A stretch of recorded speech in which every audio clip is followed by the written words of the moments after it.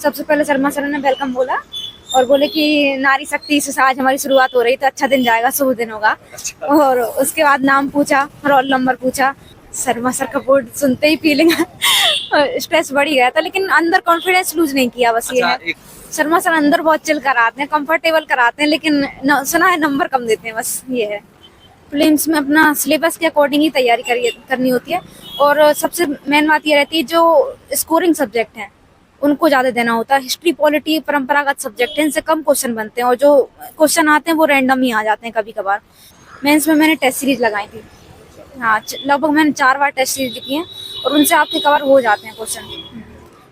जो अपन क्वेश्चन लिखते हैं तो फिर रिमाइंड भी होता जाता है, याद होते जाते हैं और यहाँ पे फिर एंजाइटी नहीं होती लिखने में। आप लोगों का बहुत बहुत स्वागत है हमारे चैनल पर। भाई मैं अभी इंदौर में हूँ और ये आयोग के जस्ट सामने 2022 के यहाँ पर इंटरव्यू चल रहे हैं।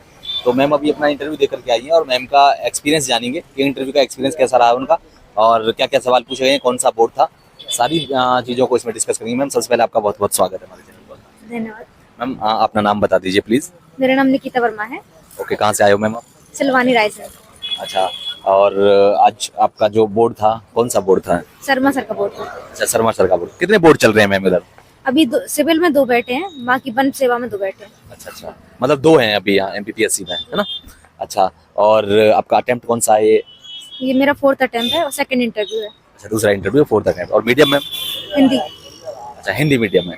तो आपके इंटरव्यू की शुरुआत कौन से सवाल से होती है? कहाँ से जैसे आप एंटर करते हैं तो किस सवाल से शुरुआत होती है? सबसे पहले शर्मा सर ने वेलकम बोला और बोले कि नारी शक्ति से आज हमारी शुरुआत हो रही तो अच्छा दिन जाएगा, शुभ दिन होगा। और उसके बाद नाम पूछा, रोल नंबर पूछा और उसके बाद पूछे कि क्या बनना चाहते हो, गोल क्या है, विजन क्या है, और बांग्लादेश के ऊपर चर्चा हुई। सबसे पहले इस्कॉन के बारे में पूछा, उसका फुल फॉर्म पूछा और इंडिया में कहाँ मुख्यालय है वो पूछा। और इसके अलावा सेकंड मेंबर ने सरस्वती के बारे में पूछा कि क्या 2 सीख जो अपने जीवन में उतारना चाहते हो, तो मैंने समर्पण बोला, तो अर्पण समर्पण में अंतर पूछा। और उसके अलावा गोल और विजन, SDM बनने पे क्या प्राथमिकताएं होंगी, 2 प्राथमिकताएं बताइए, तो मैंने बताई। उस पर कोई काउंटर क्वेश्चन नहीं बना। मजिस्ट्रेट कितने प्रकार के होते हैं और कौन सा सब्जेक्ट अच्छा है जो पूछे, तो मैंने कहा पॉलिटी पूछ सकते हैं।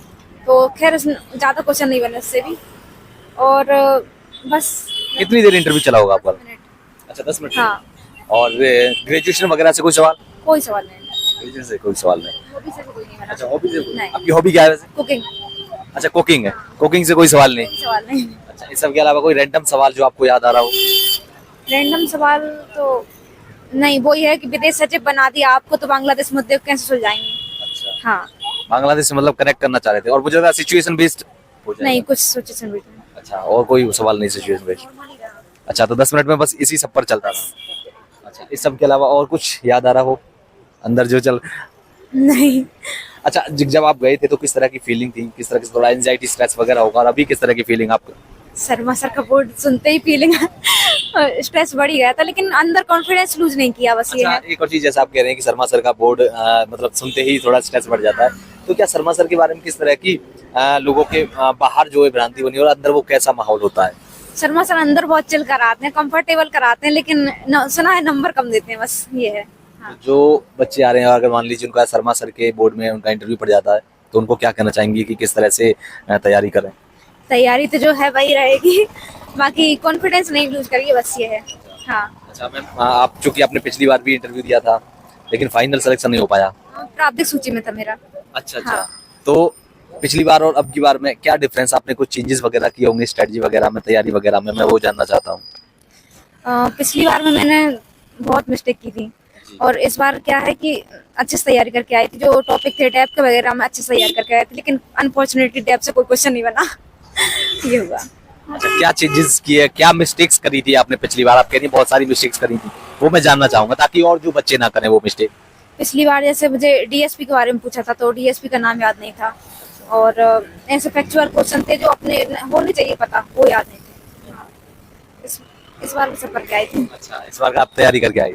अच्छा मैम, प्रीलिम्स का क्या सीन रहता है आपका, किस तरह से आपकी स्ट्रेटजी रहती है, किस तरह से पूरा रणनीति किस तरह से बनाती है प्रीलिम्स को क्रैक करने के लिए?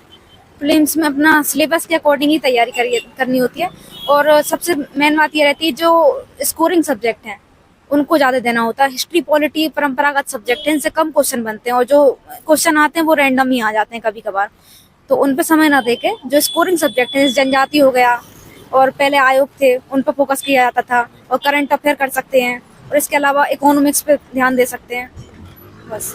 अच्छा, अभी और इस सब के अलावा आपने कहा कि आयोग, जनजाति, कोई स्पेसिफिक बुक्स वगैरह आपने पढ़ी हो, नोट्स वगैरह आपने किसी के लिए हो जिससे आपको लगता है कि नहीं यहाँ से सवाल ज्यादा आते हैं? जनजाति की निर्माण की पढ़ी थी, हाँ, और बाकी कुछ लूसेंट से कवर हो जाता, बाकी सेल्फ नोट्स बनाए थे। एनसीईआरटीज वगैरह पढ़ी हैं आपने? नहीं, अच्छा, एनसीईआरटीज की जरूरत पड़ती है क्या पढ़ने के लिए? वैसे बुक में कवर हो जाता है, एनसीईआरटी उतनी जरूरत नहीं पड़ती यहाँ पे, हाँ। और मेंस के आंसर राइटिंग के लिए आप क्या करती हैं, किस तरह से आंसर लिखती हैं? जो प्रैक्टिस करती हैं मेनली वो कैसे करती हैं? मेंस में मैंने टेस्ट सीरीज लगाई थी, हाँ, लगभग मैंने 4 बार टेस्ट सीरीज लिखी है, और उनसे आपके कवर हो जाते हैं क्वेश्चन। जो अपन क्वेश्चन लिखते हैं तो फिर रिमाइंड भी होता जाता है, याद होते जाते हैं, और यहाँ पे फिर एंजाइटी नहीं होती लिखने में, हाँ। और आंसर राइटिंग अप्रोच क्या होती है कि मतलब जैसे ये सभी को पता है कि बॉडी, इंट्रो, कंक्लूजन, ये 3 चीजें होती हैं। मैं जानना चाहूंगा कि इंट्रो को कोई सवाल अगर आ नहीं रहा है तो उसको शुरुआत कैसे करें, है ना? बॉडी में क्या क्या आप डालते हैं ताकि प्लस पॉइंट ये रहे कि नंबर गेन हो ज्यादा से ज्यादा? बॉडी में तथ्यात्मक जानकारी ज्यादा होनी चाहिए। जैसे अगर आप योजना के बारे में बता रहे हैं तो उसमें डाटा होना चाहिए कि इतने इतने लोगों को लाभ मिल चुका है, ये योजना आपसे शुरू हुई है, और किसी भी चीज के बारे में आप बता रहे हैं तो तथ्यात्मक अगर नॉलेज उसमें डालोगे तो नंबर गेन होते हैं। और पॉइंट फॉर्मेट में लिखना चाहिए या फिर पॉइंट फॉर्मेट में? पॉइंट फॉर्मेट में वो ज्यादा बढ़िया, ज्यादा बेनिफिशियल रहता है, क्योंकि लंबे लंबे लेंथी पैराग्राफ वो खुद नहीं पढ़ पाते हैं। पॉइंट में अगर आप देखो, साफ सुथरा जितना दिखेगा आपका आंसर उतना सही रहेगा। लास्ट में उन स्टूडेंट को क्या कहना चाहेंगे, आपका मैसेज क्या रहेगा जो तैयारी करना चाहते हैं, तैयारी करने की शुरुआत करते हैं, उनको क्या? यही रहेगा, सिलेबस के अकॉर्डिंग पढ़ते रहिए और हो जाएगा एक ना एक दिन। हाँ। Okay, thank you ma'am and all the best, बहुत बहुत शुभकामनाएं आपको।